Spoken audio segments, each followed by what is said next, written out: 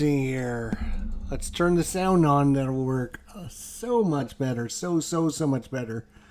Alrighty, guys. Thanks so much for joining me. It is going to be our Wednesday WES board gaming show where we talk about wargaming, we talk about Eurogaming, we talk about sports gaming, we talk about everything involved with gaming. And this is going to be episode 2, so thanks everyone for joining me today. I do appreciate it. If you're watching later on YouTube, I appreciate that as well. So, let's just make sure the sound and everything seems to be working. I think it is. Alright, so let's talk about the week that was. This is episode 2, so obviously we had a previous episode. I am telling you, I am really thinking about changing the name of the show because the last time, if you guys remember, last time I started the WES board gaming show, 3 days later, Greater Than Games went out of business and shut down, and that was kind of it for 2025 for me and playing board games. And that was literally 3 days after I started the WES board gaming show. I decided to bring it back last week, bringing it back, introducing it to everyone, talking about it. And what happens this week, maybe there's something with the name or whatever, but literally I was in the hospital all weekend with my poor wife, Barbara, who was having all kinds of medical issues and severe pain, a kidney stone, and then got sick. And then that was Friday night. And then the medicine we were on made it worse. And so we were back in the hospital on Sunday night. So it's been, and she's still not better. She's went to the doctor again today. So I don't know what's going on, but it's been a week of trying time here at Chester's house. And hopefully, knock on wood, we'll get over this hump here and get things back to normal soon. But I don't know if it's the name of this show or what that's causing the issues, but something is just not right. Well, it's like the internet, the powers that be out there are telling me you don't want to do this on Wednesdays or something. I don't know what's going on.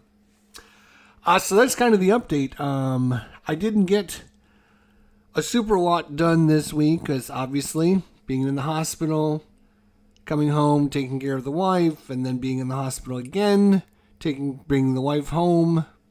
I've been kind of a little bit under the weather, just not feeling good, all run down and stuff. So I didn't get a lot of stuff done this week. But we'll talk about what we did do. What we did do is we got some new graphics for the show from our good friend Cardboard Commander, who sent me some. So let's take a look at them, shall we? And see if there's anything we might want to use going forward. Let me know in the comments section if you guys like any of these. So Jerry sent me this one here, our good friend Cardboard Commander, for the WES Wargaming, Eurogaming, and Sports Gaming video podcast show. Very interesting. Nice design and kind of has a nice theme to it. So that's nice. Let me know in the comments section if you guys like that one. He also sent me another image here for the Call or Keep segment that we use each week. Call or Keep, and you vote, he decides. Another nice one, thanks to Cardboard Commander for that. And finally, the last one that he ended up sending me over was for our Shelf of Shame segment we do, where we talk about our neglected games that we haven't played. And I like that one as well. So thank you for Cardboard Commander for sending me those. Again, I'm not sure what I'm using and how I'm using it and whatever. So if you guys generate any images and you want to send them over to me, you'll see my email address coming across the bottom. In fact, right there, it's coming out right now. idjesterlive@gmail.com. idjesterlive@gmail.com. Just email them over to me and I will share them next week. And if you're interested in sharing some images, having AI create something and send it over to me, and we'll take a look at it and see. And if there's any of them that are really good. Viper Day says he likes all of these. Yeah, I like all of these as well. I'm not saying I like them better than what I have, but I do like all of these. They're all three have a nice look to them, and they look related with the Jester outfit and the color scheme and everything. So I mean, that's obviously very, very good. So that is definitely one way to look at it, and yeah, we might use these going forward. I haven't decided yet, and again, if you're interested, please feel free to send me some. I have not, again, decided on anything, so if you generate some AI images or create your own image or whatever you do, send it over. If obviously Wednesday WES board gaming show or something very similar to that, as you can see in the title. We have our wargaming segment. We have our Euro gaming segment. We have a sports gaming segment. And we also have our Shelf of Shame segment and our Call or Keep segment. So there's 5 different things. If you're interested in creating images, feel free to send them over. So, again, kind of a rough week for us here at the house. And getting over things. And the wife's been in and out of the hospital several times. Still not doing great, but we're hopefully one of these days to get over the hump. Another bad part of this is tomorrow, my daughter is supposed to come and visit us from Ohio. So she's going to be coming down with her boyfriend tomorrow. So I'm really hoping the wife feels better by tomorrow, so we can enjoy the time with my daughter and do some things with her, and we'll see how things go with that. And she'll be in town Thursday, Friday, Saturday, and Sunday, so that's 4 more days, and it's going to kind of limit what I can do this week with my gaming, so yeah, that's not making me very happy, but we'll do the best we can. All right, so we kind of talked about the update about the show, looked at the new images that were sent about the show, and again, asking anyone out there, if you have an image, want to create an image, have the AI generate an image or whatever for the show, and you want to send it over to me, feel free. Looking for all kinds of different images for the show. So, without further ado, let's talk about, we'll go through and start the show with our Wargaming segment, since it is WES. We'll start with Wargaming. And first things first, let's talk about Unconditional Surrender.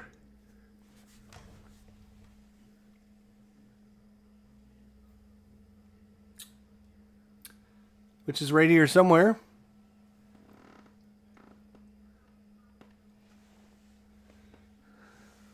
And I can't find it now for some reason.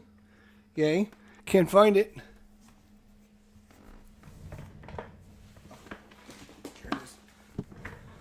Alright, so we had challenged ourselves to play Unconditional Surrender Western Campaigns. Was our Shelf of Shame game that we had not played yet, and we challenged ourselves to get it to the table and play it, and we did do that this week, and so I wanted to talk about it for a minute and talk about what I thought about it, and kind of talk about what kind of game it is for you guys out there. The cool thing about this one is it is a very small footprint game. So when I'm talking small footprint, I'm talking 8.5 by 11. There's 2 sheets that are 8.5 by 11. The map is 8.5 by 11 sheet. So you get 4 or 5 maps that are 8.5 by 11, and then there's one double. And then you have a kind of a overview sheet that you keep track of the date and the time and how many movement points you have and all that stuff on it. So that's another 8.5 by 11 sheet. So literally 2 8.5 by 11 sheets is a piece of paper. So it's a very small footprint. We did the 1939 Poland scenario which was an introductory scenario. It doesn't use all the rules. It kind of dumbs it down a little bit. And that was a good introduction to the game system because it teaches you just movement, combat results tables, and all that. You don't have to worry about production, terrain, weather environments, and things like that. Like, it doesn't matter what weather. The weather's always the same in scenario 1, which is always fair conditions. So you don't have to worry about that. So I would definitely say that scenario number 1 is an introductory scenario and a good introduction to the system for combat purposes. By the end of it, we weren't even using the chart because there's only like 5 or 6. Now there's about 10 different modifiers that you'll get.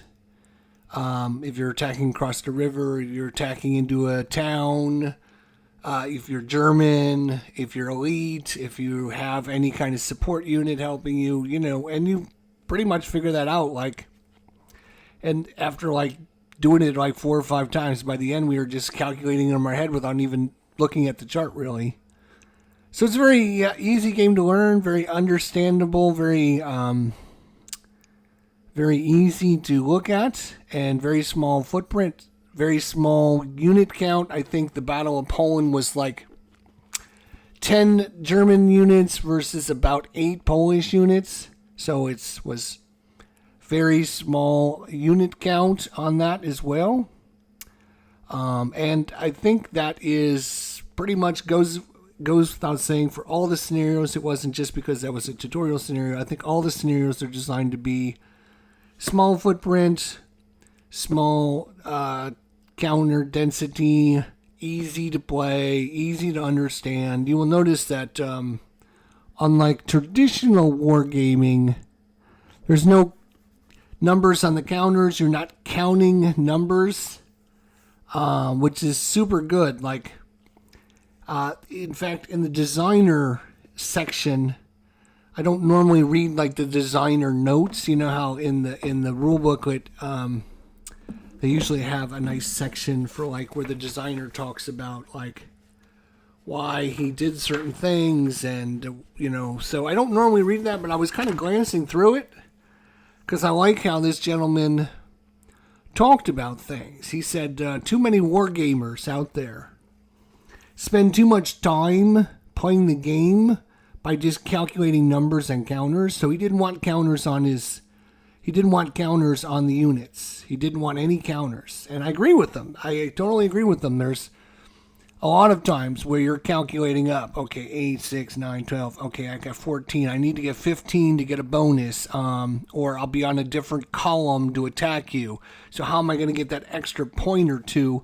And you spend the whole time min-maxing trying to figure out how to get to the next column or get a bigger attack value number on the board, instead of playing the game and just moving counters around and doing different attacks and stuff. And I really liked how he talked about that in his designer notes, and talked about when he was designing this game, he didn't want to make it a game where units or people are spending the whole time calculating, trying to get one extra point so they can get that extra shift or get that extra column. And I really think that is one of the problems.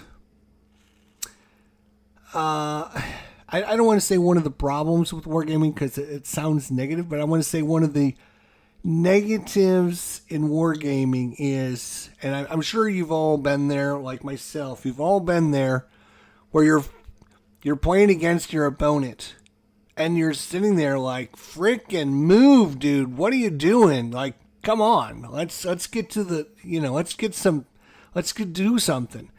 But he's calculating up all of his numbers to make sure he can get to a 6-1 or, 5-1, or, if I can get from a 5-1 to a 6-1. So I'm going to try and figure out how I'm going to get from the 5-1 to the 6-1 column. And, I think that's one of the things that's a turn off for myself. Have have I tried Space Empires 4X on Board Game Arena? I've not tried it on Board Game Arena yet. I've not tried it on Board Game Arena. I have played Space Empires, but I've not tried it on Board Game Arena. I want to try it on Board Game Arena. But back to my discussion here on wargaming here in the, and you know what the designer here was talking about in Unconditional Surrender, and by not putting numbers on the counters, and that's it. It kind of frees it up. It kind of frees it up to do whatever you want, because all the modifiers are based on, like, if you're a German unit, you get a +2 to your attack. If you're attacking across the river, it's a -1. If you're attacking into town, it's a -1. And you know you're already know what you're getting yourself into. Now, with all that said, our scenario that we played through, the Poland 1939 scenario, was done based upon Wayne Hansen's beautiful and awesome tutorial series that he did on his channel. And I went and watched all of his videos and learned to play the game through his videos. So if you're looking to learn how to play Unconditional Surrender, don't watch my video. Go watch Wayne Hansen. He did a great job, and he really did an outstanding teaching job of how to, he goes into more, of just X's and O's. He talks about the hows and the whys, which is what I really want to know, is why would I do this? How do I do this, and why would I do this is the most important thing. And so he does a really good job of teaching that. So in his example of play, he used the 2 German panzer units to kind of thrust into Poland and then use his infantry as support. I decided I didn't want to just copy-paste what he did and when I was playing the scenario. So we decided to thrust in with our infantry units and then use our panzer kind of as mop-up. And it didn't go very well. It didn't go very well at all. So it is a super hard scenario. I will say it's a super hard scenario for the Germans to win. It seems very simple. It's only a 1-turn scenario. You're mowing into Poland and you have to take over all of the locations. And scenario number 1 plays great solitaire because, again, you're just playing the German side. You're not playing the Polish side. The Polish don't have to do anything other than retreat their units, or when they have a retreat result, they would retreat their units. It's the only thing the Polish player would do. So basically, scenario 1 is a solo-only scenario, and it's great. I really liked my time with this. Unfortunately, then the wife got sick over the weekend. We were in the emergency room twice, so I didn't get a lot of time, and I just decided to go ahead and put it away for the week, and maybe I would look at this again somewhere down the line.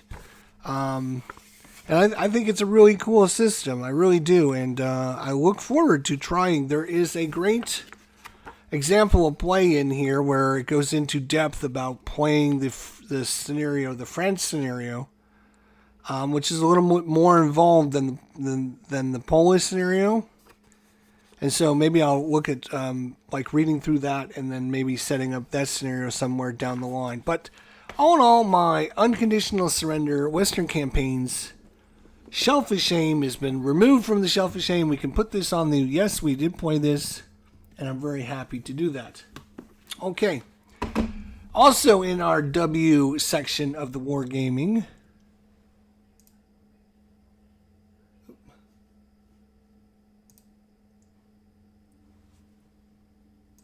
we're in the W section. There we are. We're in the Wargaming section of the WES.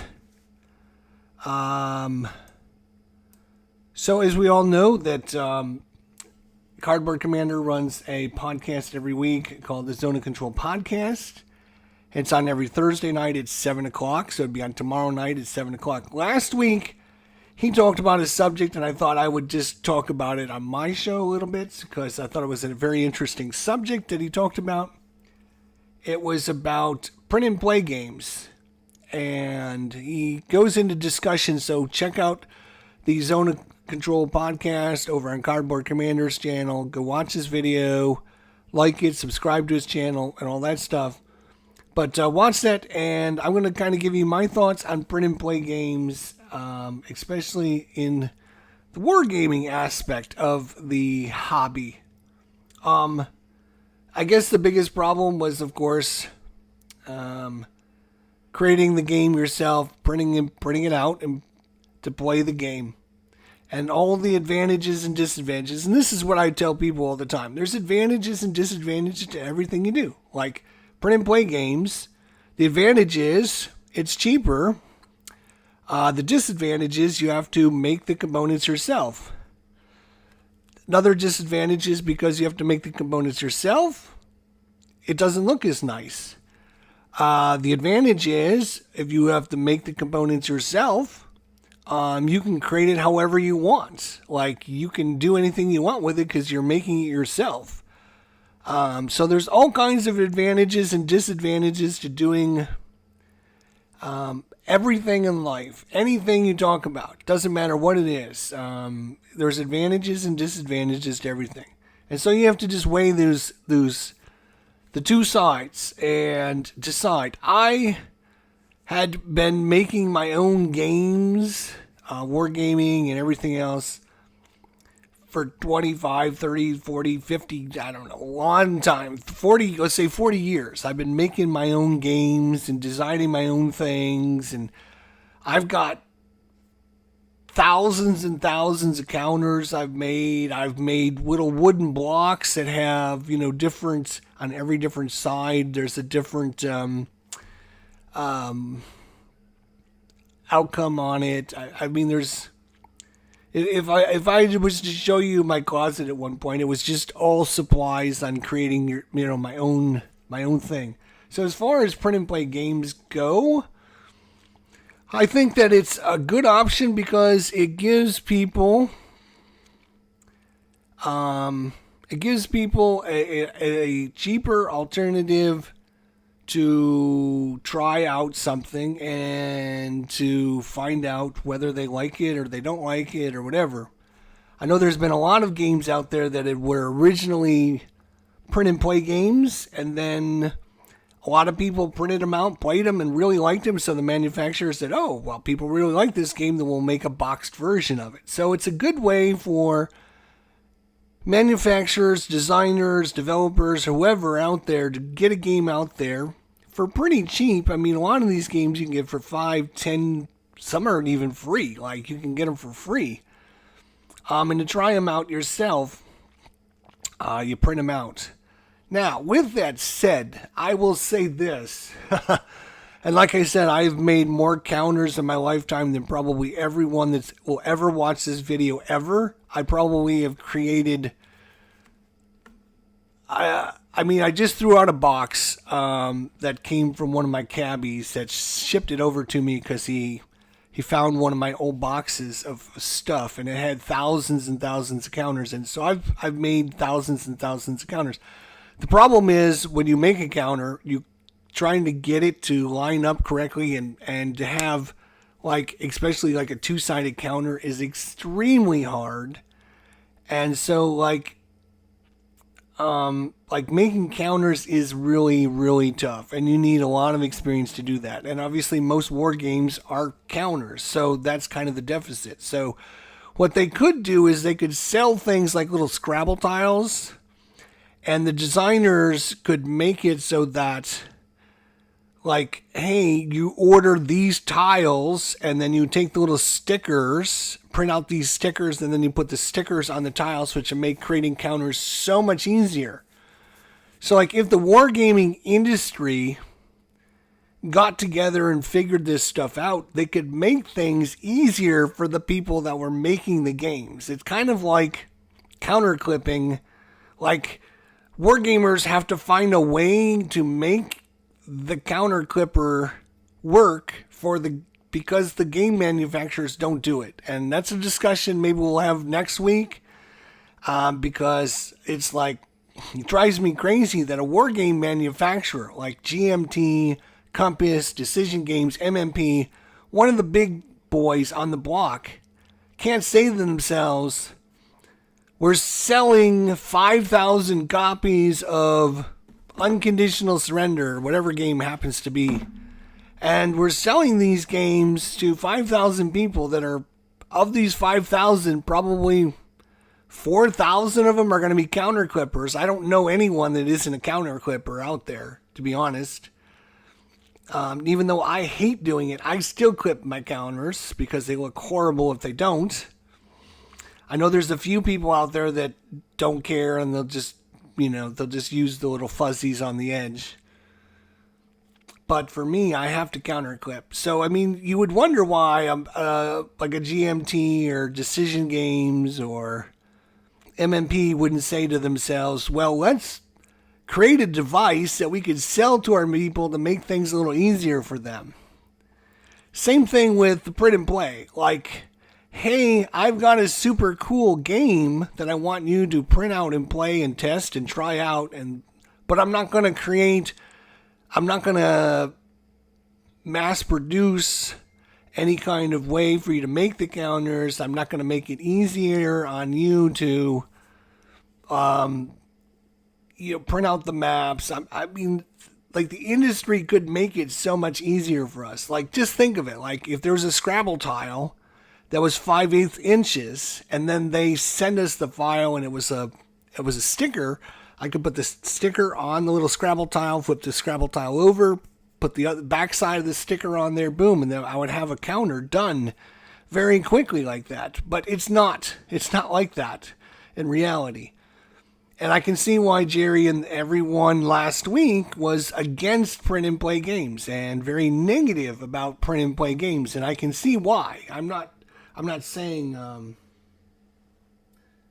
Christoph says he doesn't crypt counters. I knew there was something wrong with you, Christoph. The fuzzy bits wear off if you play the game enough. Okay. Well, that's a lot of gameplay if you're playing and wearing out the little fuzzy bits. Wow. That's a lot of gameplay there, my friend. Ooh. So I can understand why everyone was very negative about the print and play aspect. On the Zone of Control, again, this is just a follow-up discussion of what they talked about last week's Zone of Control podcast. So check out the video and hear what they have to say about it. And so I'm just giving you my 2 cents. I don't mind creating things, as I've been doing it for 25, 30 years, but I can understand why people, because the manufacturers don't make it easy, don't make it like you as the creative person have to come up with a way to print and play their game, and it just doesn't make it any fun to do that. I've had to order wood blocks and all kinds of things for, to create my own games and stuff. So I can see why people are negative on that, but I think it's a good avenue. It used to be more popular, but I can see why people are just... the wargaming community isn't getting any younger. Like, go look at any pictures of any wargame convention out there. There's no 20s and 30s and 40 years olds playing war games anymore. They're all 50s, 60s, and 70s, and we're all dying out. So, unfortunate to say.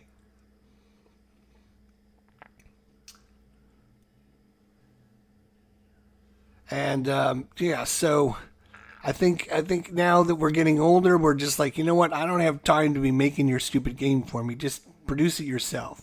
So that'll be enough discussion about that. Last thing about wargaming, and I'm going to have you guys in the chat, or if you're watching this later on YouTube, I'm going to have you help me with my last segment here. As many of you know, or maybe you don't know, I will be headed to Berlin, Germany in April. So in 2 months, I will be headed to Berlin, Germany we're going to be going down the Rhine and taking a cruise and everything like that. But we're flying into Berlin. We did like 3 days early so we can make sure we're there and plenty of time for the cruise in case our flight gets canceled or whatever. So we got like 2 or 3 days in Berlin. And so what I'm looking for you guys is recommendations on what I should do and what I should see when we're in Berlin. So we can start scheduling some things, right, get things organized and figure out where we're going to be, what we're going to be doing when we get there for a couple days. So if you have any suggestions about things to see, places to go,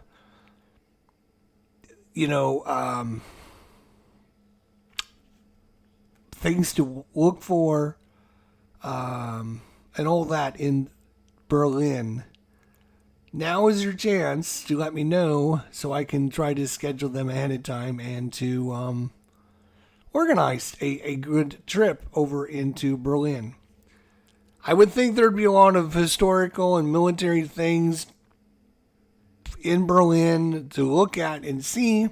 I'm not familiar. I have no idea. I know there's Reichstag was there.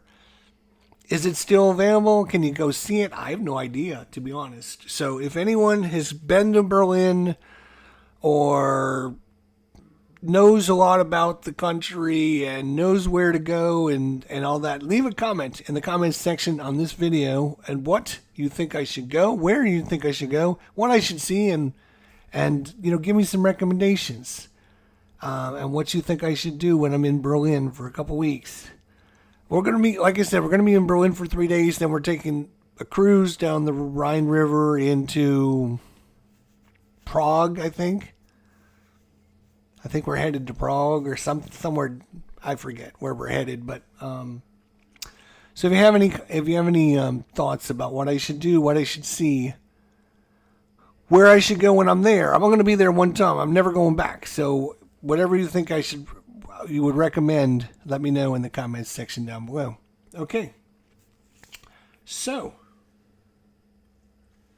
all right. So that is it for the wargaming section of the day. Let's go into the Eurogaming. So Eurogaming here, let's talk about a really cool game that I played not too long ago. It's a really cool Euro game, and I wanted to talk about it because I think it's kind of neat, and it's going to kind of relate into what we're talking about here.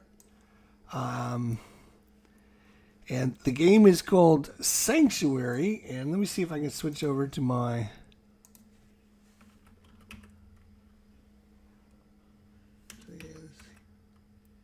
Sanctuary. Came out in 2025. It's an Ark Nova game. I think it's pretty cool because it actually takes the Ark Nova format of playing the different animals and creating your own zoo and everything, and now you're putting it into little tile pieces, and each of the animals has their own tile pieces, and now based upon like animals and adjacency, and you're trying to build your zoo. Not just build it, you're trying to put the animals in different locations so they can work together to give you certain bonuses. And I think it's a really, really cool game. And I think it's almost reminds me of like, it takes the Ark Nova format and kind of turns it into like a tile laying game. Which I think is a super cool idea. And you can see there's all kinds of different animals and different events and things like that, and a huge stack of tiles.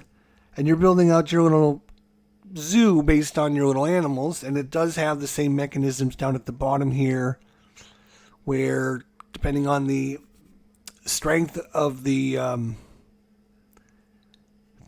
tile that you, or the strength of the card you use, will tell you what you can do with the card.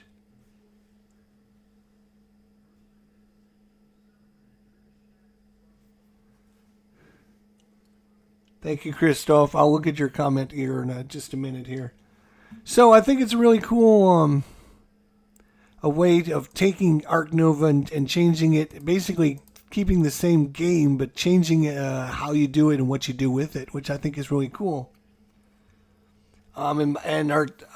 which kind of goes into my next topic when I talk about Euro gaming, and that's roll and rights. If you guys know, like, roll and rights, so like one of the best ones out there is cartographers, where you're taking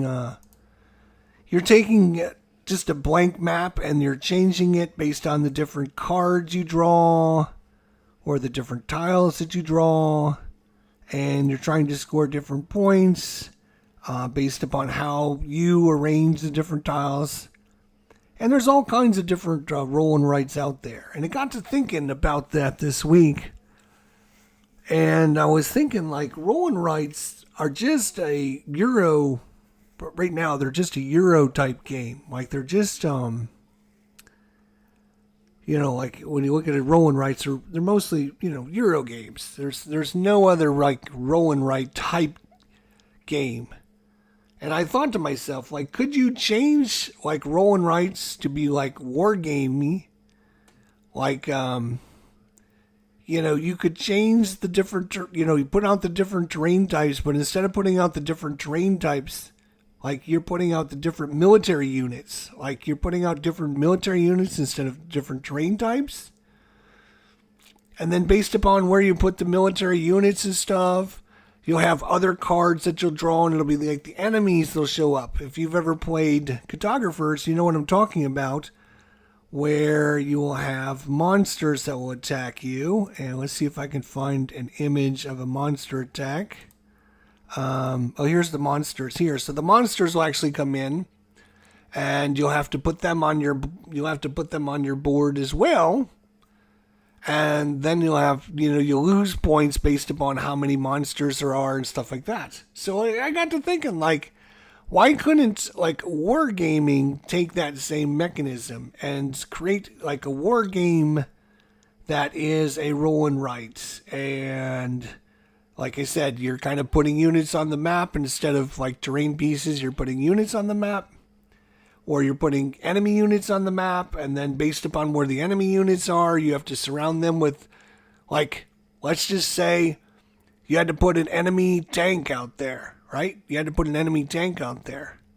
Well, then to destroy the enemy tank, you have to put, like, a bazooka unit adjacent to it.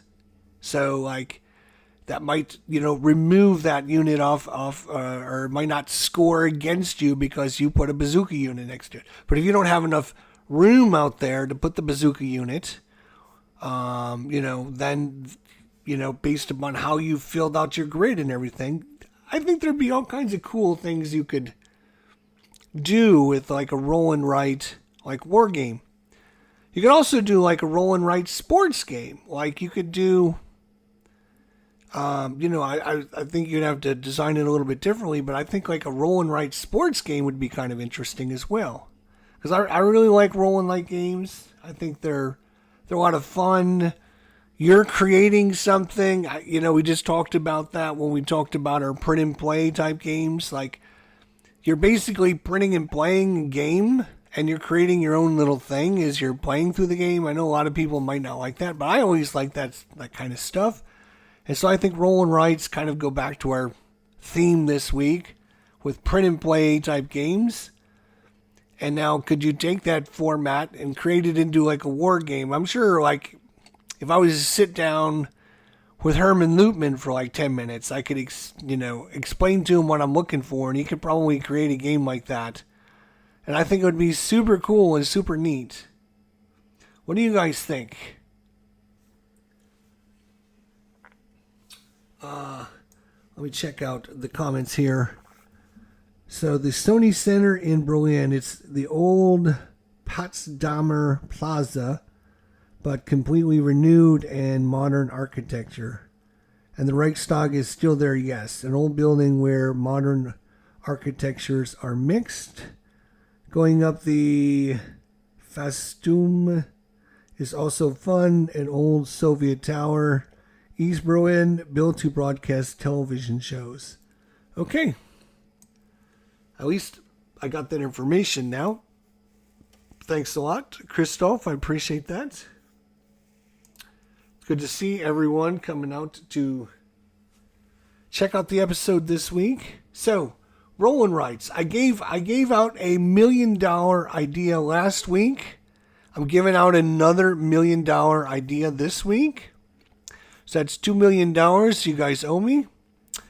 Last week was, why do we not have any Olympic games out there to play, and how to design an Olympic game. So watch last week's episode where I go into details on taking like the game 11, where you're creating the players and your organization, and you're building it up, hiring staff, you're building your own structures, your own infrastructure to help you train your athletes, and then you can take those to the Winter Olympic Games and compete against other countries and see how many medals you can win, which would be victory points, and that's worth $1 million minimum. And now this week I'm talking about creating roll and write games that I think we could use in wargaming, which would be super cool, and create a good narrative experience and allow you to create your own little battlefields. We all grew up like you think I'm crazy, right? You think like I'm crazy, but we all grew up playing Battleship. Remember Battleship? The old days? You would take like a grid that's like 10 by 10, and you would write in your little battleships and your little submarines and stuff like that, and then you would B7, and then you would miss G6, and you would do that back and forth until you sunk one another's ships. Obviously, that was roll and write back in the day, but you could make it obviously so much better than that. And I think it's definitely something to look at. I'm thinking, nowadays I'm thinking like you take the cartographer system, right? And you're having to put different units on the battlefield, and then putting in the enemy units on the battlefield, and then based upon where your units are, where they are, you're going to earn or lose points. It'd be great. It'd be a lot of fun, I think. Super good. Sports would be a little more difficult to do as a roll and write, but I think, I haven't really thought of a good way to do it, but I still think it's a great idea. As far as roll and writes, if you're new to roll and writes and you're looking for some good ones, I'll give you some good recommendations. Obviously, the first one is going to be cartographers, which I think is like probably my favorite of all time. Cartographers. It's so much fun. You can play this on Board Game Arena, and there's just so much in this game, and you can play by yourself. You can play it with 100 people. Like, you can just, as many people as they can see and read the card, you hand them all a sheet of paper and a pencil, and they're ready to go. So it's awesome. Another really good one.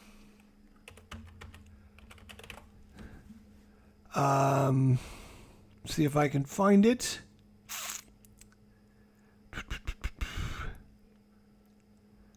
Twilight Inscription. There you go. Twilight Inscription, which is kind of a space-themed one. And there's 4 boards. Each of the boards has their own.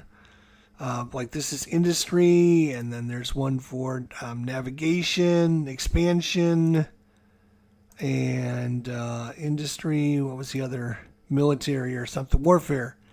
So you got 4 different boards, and you're trying to get different resources, and you're marking things off, and drawing your little ships in the different territories, and you're trying to expand out, through the universe and capture different planets, and trying to do special different things. So Twilight Inscription is another great roll and write if you like a space themed one.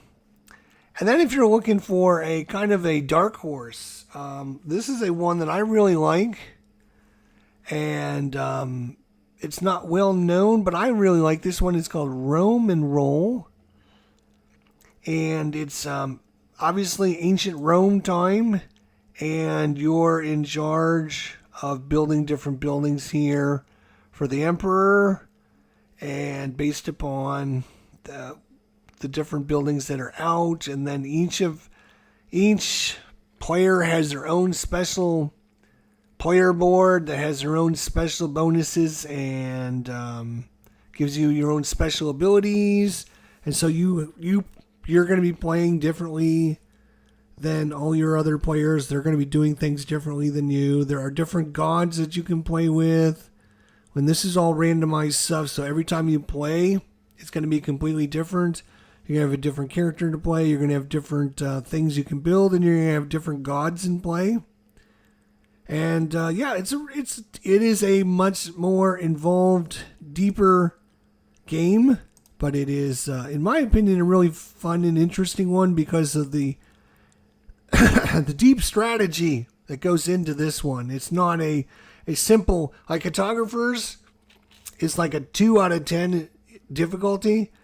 Roman Roll is going to be a lot higher. I would say this is like an 8 out of 10. There's a lot more going on. So if you like a little more crunch and you're looking for a little more meat to your roll and rights, then you might want to look at Roman Roll. And if you look at Twilight Inscription, that's kind of like in the middle. Like Twilight Inscription is kind of like, like halfway in between, probably like a 6.5 difficulty out of 10. It's not super complex, but there is a lot going on there. There's a lot of extra things. So that's your topic for Eurogaming today. Roll and rights. Can we create one for wargaming and sports gaming? And what good roll and rights are out there? Thomas Harkless, what is going on?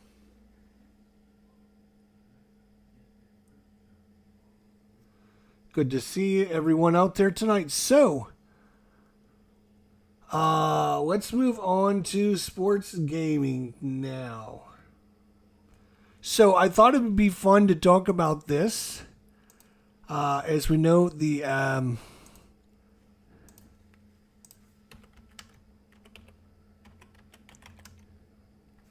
U.S. Olympic hockey team, right?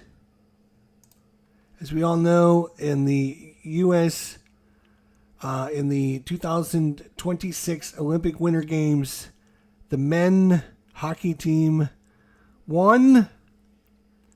And it's the first time that the men's... Oh, we're moving on to...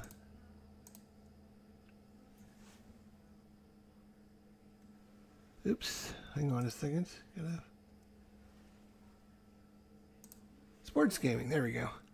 All right. So we're going to be talking about sports gaming here. So it's the first time since 1980, that the U.S. men's hockey team won gold in ice hockey. And so thought we would look back to 1980 and talk about some of the events that happened to make us think about how old we are. Because 1980 was 46 years ago. Yes, 46 years ago. I know, it's a long time ago. But in 1980, let's talk about these. These are the events that happened in 1980 to make you feel like, wow, that's a long time ago. So the U.S. ice hockey team hasn't won gold in 46 years. We think of ourselves in the U.S. as like, we're the best at everything. We claim to be the best at everything. We think we're the best at everything. And then you look and you go, we haven't won ice hockey in 46 years. We can't be the best at it.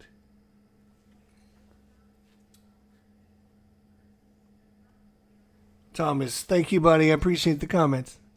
So let's talk about 1980 real quick. So these are the things that happened in 1980 when the U.S. won their last gold. There was the eruption of Mount St. Helens in 1980. That was the first thing that happened. You had John Lennon was assassinated in 1980. And you had probably the biggest event in TV history ever happened in 1980. They had the Who Shot JR cliffhanger was aired on the Dallas TV show to explain who shot JR. That also was done in 1980. So you had Mount St. Helens that erupted. You had the assassination of John Lennon. And then you had the Who Shot JR cliffhanger aired on the Dallas TV show in 1980. And little old Jester here in 1980 was a freshman in high school in 1980. So 1980 was quite a while ago when the United States last won Olympic gold medal in ice hockey, which I could not believe when I heard that. If I was to ask you guys, and I'm sure a lot of you guys, Christoph, he was 2 years old in 1980. Oh, he's just a young kid then. There's a roll and write baseball highlights and football highlights. Yeah, there is. I have not played those, so I can't comment on them, and maybe one of these days I'll get a chance to try those out. That's a good point. So that was the first thing I thought about was for the sports section. Olympics are now over. We talked about the Olympics. Now let's talk about 1980, right? So the topic today for sports gaming, and this is going right to the heart of it. I kind of talked about this last week. I was going to do a World Series from 2008, and I was going to do the Tampa Bay Rays against the Philadelphia Phillies. And I was going to replay the World Series. And I said to myself a couple weeks ago, I said, you know what? It's just 7, most it's going to be 7 games.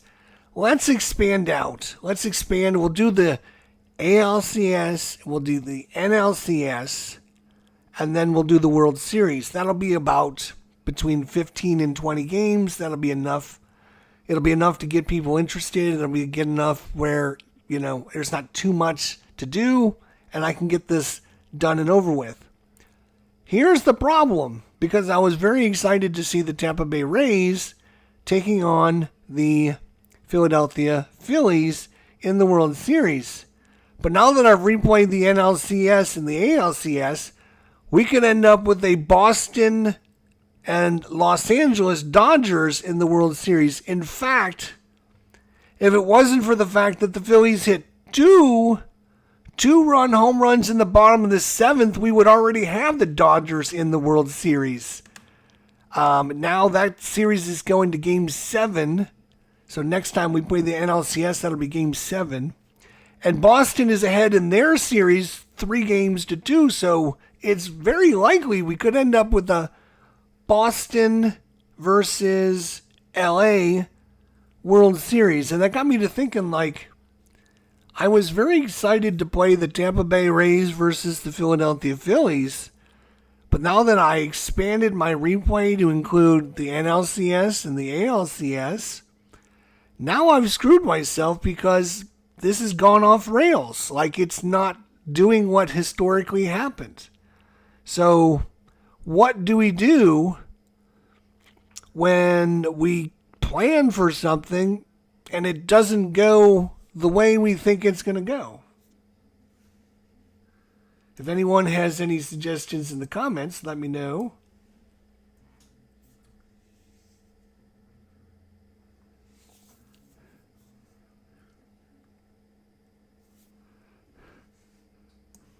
Mike Butterjelly, hey buddy, good to see you. I got engaged in 1980 to the first wife, he says. Nice. Thomas Harkless in 1980 was enlisted in the U.S. Navy. Was it against the Soviet Union, the ice hockey gold? No. Interesting enough, the United States played the Soviet Union, beat them, but they didn't play them in the finals. They played Norway? Was it Norway? They played Norway in the finals. So it was just the semifinals.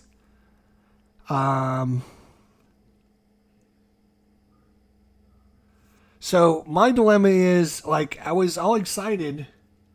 Finland. Yeah, it was Finland. You're right. It was Finland. Yeah, it wasn't Norway. It was Finland. It was Finland. I knew it was one of those weird countries. Yeah, it was interesting enough. Like, I thought it was very interesting when I was looking today at, like, the results to the ice hockey.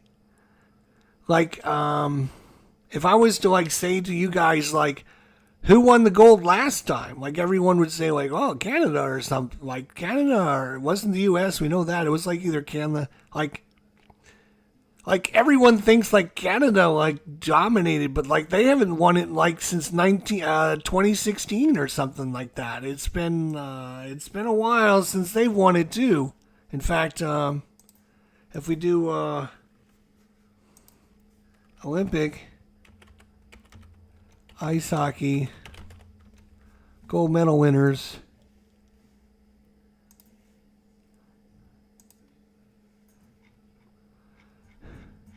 So, like, if I was to ask you guys, like, who won it before last time, like, I wouldn't have been able to guess this. But so you got the United States this year in 2016, right? The previous one in Beijing in 2022 was Finland. That's right. Finland was first. The ROC was second, and Slovakia was third. Canada wasn't even in the top three last time. I think it's because, like, I don't think the ice hockey, like, they didn't send the team over last in Beijing, right? So they were still playing hockey, so that's why all these other countries won. Then in 2018, it was the Olympic athletes from Russia that won gold. Germany won the silver, and Canada was the bronze medal winner in 2018. In 2014, it was Sochi, Canada. Last time they won the gold was in 2014. Sweden was second, and Finland was third. Canada in 2010, the United States was second, Finland was third. 2006, you have Sweden that was first, Finland that was second, Czech Republic was third. In 2002, Salt Lake City, Canada was first, the United States was second, Russia was third. 1998, Nagaro, Czech Republic was first, Russia was second, Finland was third. 1984, Lillehammer, it was Sweden first, Canada second, Finland third. 1992, Albertville, it was the United Teams was first, Canada was second, and Czechoslovakia was third. 1988, Calgary, Soviet Union was first, Finland was second, Sweden was third.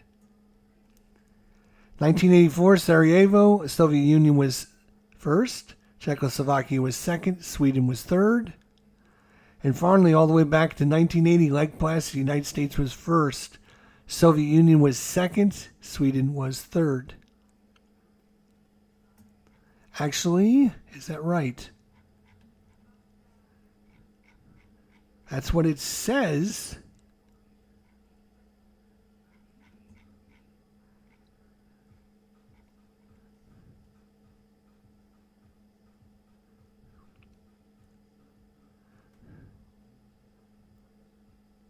I'm not sure why Sweden was didn't, because it was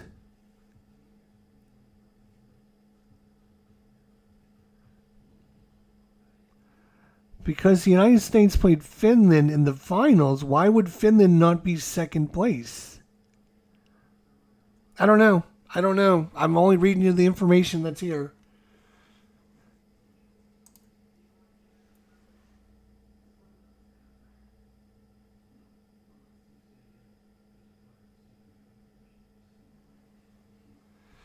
Yeah, I know it's been a while since they sent the hockey players over there. I know it's been a while, but I mean, look at like Soviets, United Teams, Sweden, Czechoslovakia. You got Canada once, Sweden, Canada, Olympic athletes, Finland, and the United States. So like since 1980, Canada's only won it 3 times. So like, you know, the big hubbub today was about how can Canada blow this, and they were, this is like, Canada's game and everything, and like how can Canada not win it? Well, they're not winning every 4 years anyways. What the hell are they talking about?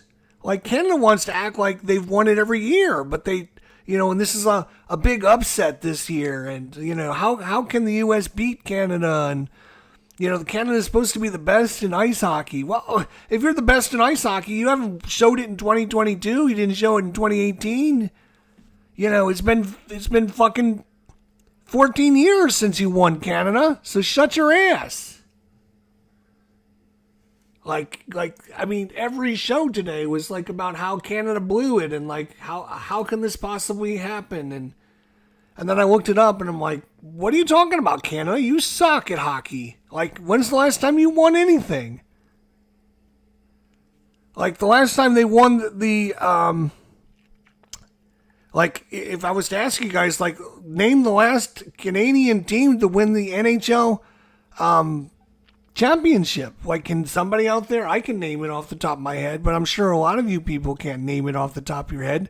The last Canadian team to win it and what year it was. I can tell you without even looking it up. Like, Canada acts like they own ice hockey, but they don't win. Like, they don't win. They barely win more than the United States. If you look at the bottom here, like, Canada has gotten like 17 medals. The United States has got 12. Like, just barely less than Canada does.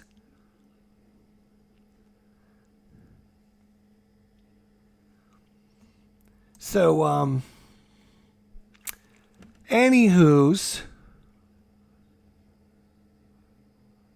let's talk about, it was a great tournament, and I'm glad the United States won, because I'm sick of the Canadian people acting like ice hockey is their sport and everything. Like the last time, for you guys that don't know, the last time Canadian team won anything, if we go back to ice hockey here, 1993.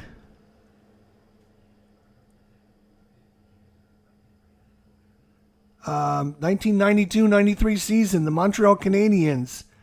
How many of you out there said the 1992-93 season, the Montreal Canadiens were the last Canadian team to win anything? Was in 1993. And this was a big controversy because all 4 of the teams that Canadians had to play were like the worst underdog teams. They didn't have to face any of the good ones because the winner of the Boston Bruins and the Buffalo Sabres were going to play the Canadiens. And the Bruins had knocked the Canadiens out of the playoffs 3 years in a row. And they were going to knock the Canadiens out of the playoffs again. But the Buffalo Sabres of all team beat the Bruins in the first round. So the Sabres went and played Montreal in the playoffs that year.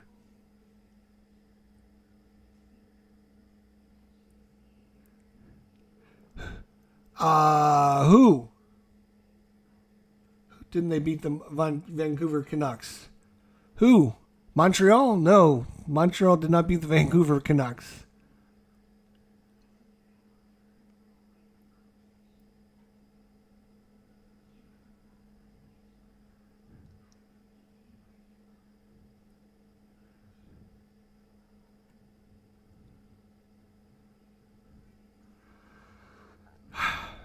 So, last thing about the sports, so we can move on, is I wanted to show everyone the very best. There is one resource out there that I really, really wish everyone that is a baseball simmer. That if you play baseball and sim baseball games on your channel, you should look at this because it's one of the best out there. And I'm going to show it off to you guys today. And get rid of all these extra ones out there. Get rid of them and get out of here. All right.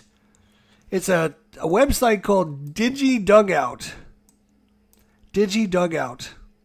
And it has all your baseball, tabletop baseball solutions. Obviously, if you're going to play baseball on the channel.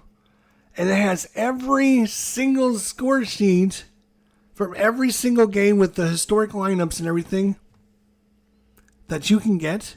So if we go to score sheets here, and we can just pull up a game from whatever year you want. Let's say 1989. And it shows you all the games that were played on that day. You can actually do it by like pitcher. So if you're like looking for just like, hey, I want to play every game that Nolan Ryan pitched. So I can look and I can say Nolan Ryan.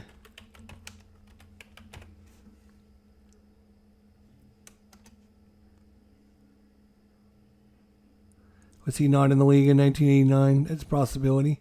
Let's go to Nolan Ryan. What year do you think? Let's go to 85. Let's go to 1985. I'm just trying to think of somebody off the top of my head. Nolan Ryan. Am I spelling his name wrong? Let's go,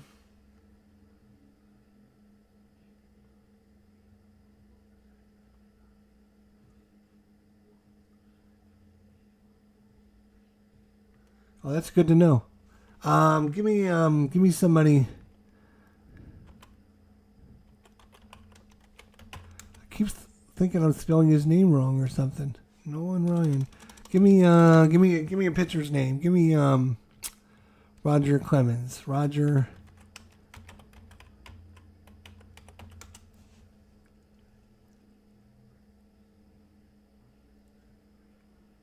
Yeah, I'm terrible with names, as you can tell. Let's see. Let's go to let's go 2011. We'll go Chris Carpenter then, because I know he started for the Cardinals. I always got to load the calendar here. So it's basically, it's got all the starting lineups for all the different teams. You've got the different months here. So if you're like playing like all of the Cardinals games or whatever, you can do by all teams. You can search by, I just want all the teams. I want all of the St. Louis games. And you can see, like, you click on the game. Here's what happened in real life. Here's Chris Carpenter right there. You can see the starting lineups. You can actually print the score sheet out. And I know it's really little on your screen, but it's got all the different boxes and everything. You can even go in and customize your sheet. So you can include, like, do you want the scoreboard at the top? Maybe you want the scoreboard at the bottom. Like, you can move the scoreboard down to the bottom. So now if we do a preview, you can see, oh, it didn't move it down there.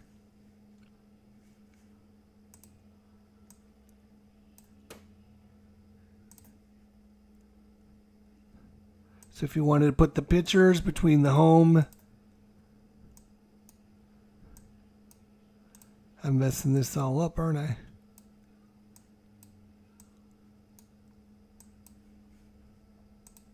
Let me exit out of that. Oops. That's not what I wanted. Here we go. So like if you want to have the scoreboard at the top, maybe I have to exit out and then load it again, I think. Let's see here. But it has, like, here's all the St. Louis games. There's a doubleheader on this day. Washington, St. Louis, doubleheader. Here's your starting pitchers. Print your score sheets out. Like, I know, like, I've got terrible handwriting. Like, when I try to fill out my score sheets, it looks terrible. Like, this is such a great site to be able to do this. Like, it has all of your freaking score sheets for every game, for every team, for, like, every season. Not every season. I guess it only goes back to, like, 1906. So it only goes back to 1906. So if you're doing something before 1906, you probably will be in a little bit of trouble. But like 1939, like here's the games. There's 8 games that were played this day. There's Boston, Philadelphia. Print out that score sheet. If you had to sim it and you wanted to sim the game, right there's your score sheet ready to go. It's such a great site. Digi Dugout. You should bookmark this, have this available, ready to go if you're a baseball simmer at any time, and have it ready to go to print out. That's what I was doing for my replay of the 2008 NLCS and ALCS games. I just printed them out. Now, I will say, everything you see here is free. It doesn't cost you anything. 0. But, if you want to print out the playoff games, you do need to subscribe and buy a, you have to buy not a code. You have to buy like a license. It's $20 to buy your license. Probably the best $20 you'll ever spend in your entire lifetime. It's well worth it. You can see that I've already bought it. And so now I have access to all the playoff games. So you can see here September, October, November are kind of highlighted. You would not get that information if you don't purchase it's a one-time purchase. It's $20. I can't show you it because I've already purchased it. I don't know if, here it is. Unlock advanced score sheet features, custom score sheets, playoff games, and more for a one-time payment of $20.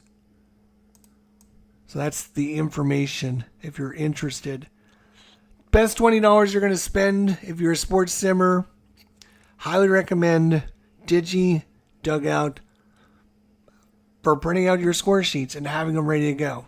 And again, what you can do is you can go in and you can customize your score sheets based upon what you can change the font size, the font weight. But for what I'm looking at it, right, is I'm looking at it for, where is it here? So in the lineup section, you can decide, like, do you want a rating section? Do you want an error section? Do you want an arm section? Do you want a run section? And you can actually create another section. So you can be like, this one is going to be called pass balls. So if you want a pass ball section, and if you want to add another one, we'll do WP, wild pitch. So again, you can customize it based upon what system you're using, baseball sim system, right? And let's see. So you can include whatever ratings you want for your baseball sims. And so now if I go and print out a score sheet,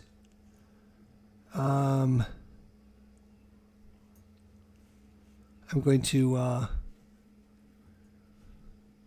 print it out. Let's see here. Here's a plus sign. I can zoom in so you guys can see what it looks like now. So you can see we have position, we have the range, we have the error, we have the arm, the run rating, and now we have the pass ball and the wild pitch section because I added those sections in to my sheet. If I don't want those, I can just simply go in, customize, options, go back into lineups, and I can just remove them. Get rid of them. You can have it so that your diamond displays, or you can make the diamond lighter or darker. You can have the diamond not show up at all, depending on if you like the diamond. I like the diamond. So there's all kinds of options you can use to fine-tune your score sheets. And again, like if you're going to do like the 2018, and you're looking for, let's see, Alex Rodriguez.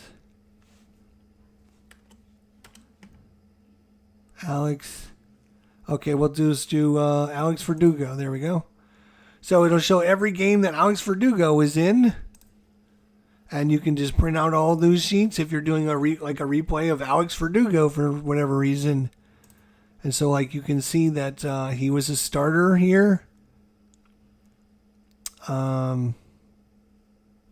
in Los Angeles here, center field. So you can print out that score sheet. You can do the same thing by pitcher. Let's see if we can look up Clayton Kershaw. There he is, Clayton Kershaw. Do the same thing. Like if we're doing a replay, we're just doing all the Clayton Kershaw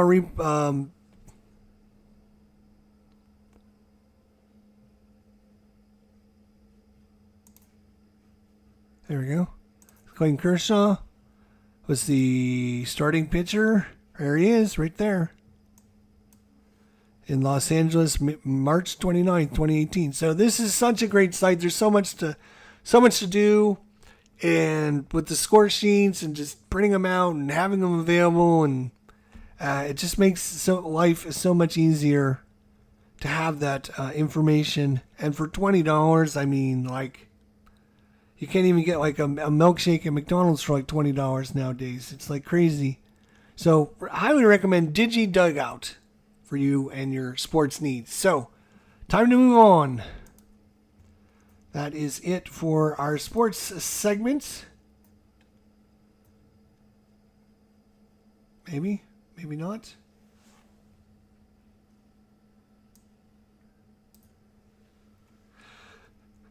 There it is. Yes, it is. Okay. So,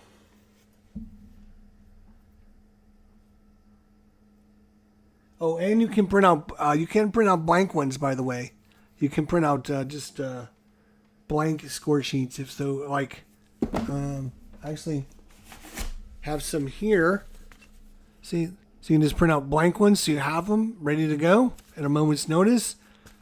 Obviously it doesn't have any of the player names or anything on it, but you do have a nice blank one. So, I like the MLB. I'm gonna have to move this over here because it's so hard for me to read it over there. The 1980 Olympic hockey played a head-to-head for the final four teams. If the U.S. had lost to Finland, the Soviets would have won the gold. Oh, there you go. That's why the Soviets got bronze or silver. JBX says, I like the MLB baseball game with the spinner where you slotted different hitters in their own discs. Well, that's interesting.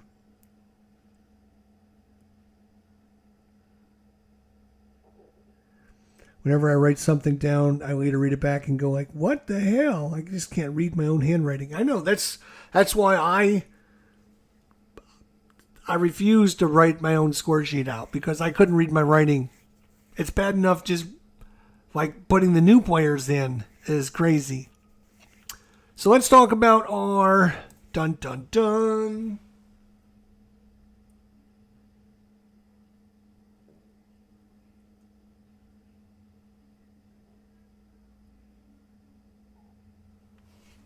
Well, for some reason it's not there now. Well, I'm going to have to add it. Let's talk about our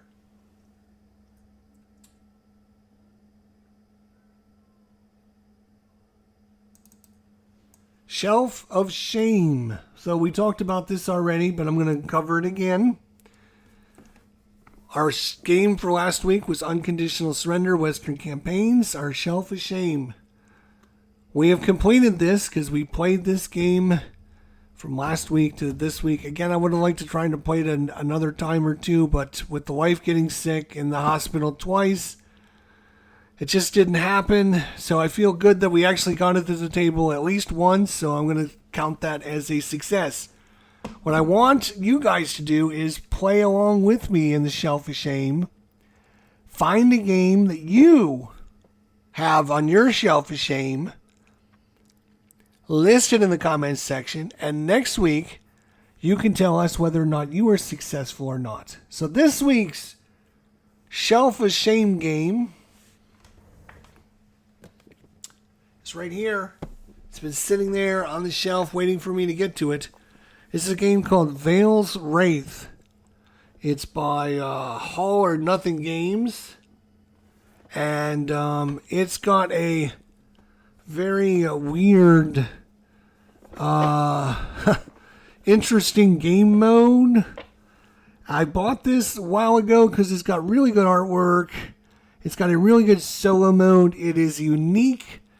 It is like nothing you'll ever experience ever again. And I wanted to try it out. And so it's been sitting on my shelf. Now it's time to be put on the Shelf of Shame because it's been here long enough. I've done nothing with it. So now I got 1 week to get this to the table. Unfortunately, my daughter's coming into town Thursday, Friday, Saturday, and Sunday. So now I'm really limited in when this can get put on the table. But we're going to try our best to try and get this done before next week's Shelf of Shame game comes up. Will we be successful? We'll see. We're so far for one. And now, again, I want you guys to participate with the Shelf of Shame. Find a game on your Shelf of Shame and list it in the comments section. And we'll talk about it next week and see if you were successful or not. And this way we can participate and force one another to get all of our games off the Shelf of Shame. Because we all know you have some. I know you have some. I know you've got them. And then finally, our last topic of the day is going to be, of course, our call or keep. One to call, one to keep. So one of these games we're going to get rid of, and one game we're going to keep. And it's up to you guys to help decide which one of these games we're going to call and which one we're going to keep. Last week, it was between Second World War at Sea Midway and Flying Colors, and just about everyone voted for Second World War at Sea Midway to be culled out of the collection. And so this one is leaving the collection sometime soon-ish, maybe. I'm not sure when, but sometime soon. And so this week's Call or Keep games are... First up is going to be a game called Ascension, Gift of the Elements. This is part of the Ascension system. If you're familiar with that, it's a card game. And it's all about collecting and manipulating dungeon or deck building with the different factions and trying to get as many victory points as you can at the end. There is a solo mode you can play, which is kind of a generic solo mode. So this game is going up against another game. Let's see here, I'll put this up like that. And so we have to decide. The other game that's on the chopping block is a game called Relic. This is a game that's based upon the Talisman system, which I love Talisman. You guys know I love Talisman. But it uses the Warhammer 40k system, or universe. And they put it into the Talisman universe. So you're using all of the 40k characters and locations and things like that. And I have no no history with 40K. I don't know anything about 40K. I've never played 40K in my life. I got this because of the talisman system. But I never played this. I played it once and put it away because it was a whole bunch of stuff I didn't know anything about. So the question is, do we keep this game, Relic, which is based upon the talisman system that I really like, but I don't know anything about it? Or do we keep the deck building game of Ascension, which is, there are probably somewhere in the neighborhood of like 30 to 40 expansions for Ascension. And I stopped buying them. I think there's actually an expansion in here, if I'm not mistaken. So this is Gift of the Elements. Yeah, and I also have the Darkness Unleashed expansion. And I decided, you know what? I don't know if I want to go down the path of buying like 30 expansions for a game. So that's our one to call, one to keep. Let me know in the comments section, or if you're watching this later on YouTube, you can put it down in the comments section below which one you think I should keep and which one you think I should call. We got Ascension, Gift of the Elements with the one expansion, deck building, card game with a little bit of solo, versus Relic, which is based on the talisman system using the 40K system, which I don't know anything about. And no solo in this. You're playing through the 40X universe with 2 to 4 players. You're going to assume the role of a powerful individual from the Warhammer universe and bravely venture forth to shield the Adian sector from certain doom by completing missions and completing victories over enemies. Characters gain rewards and experience, furthering their chance to defeat whatever evil lies beyond the warp rift. Will you save humanity or fall to the power of chaos? There you go. Let me know in the comments section what you think I should do. That is a wrap for this week. Thanks so much for joining me. I would think we had another really nice turnout, another nice show to talk about, a lot of good things. Check out Gigi Dugout Baseball website. Check out, what else do we talk about? Your Shelf of Shame game. I want to know what your Shelf of Shame game is, and if you're going to get it done before next Wednesday show. And hopefully we will see everyone then. Don't forget, if you are familiar with Berlin, you have a recommendation of where I should go in a couple months when I'll be there, what I should be doing, where I should go, and what I should check out when I'm there in Berlin for a couple days, let me know in the comments section down below. And otherwise, we'll see everyone next Wednesday at 7 o'clock. Until then, my friends, you take care of yourselves. Thanks for the turnout tonight. Have a wonderful week, and we'll see you next week. Take care. Bye for now.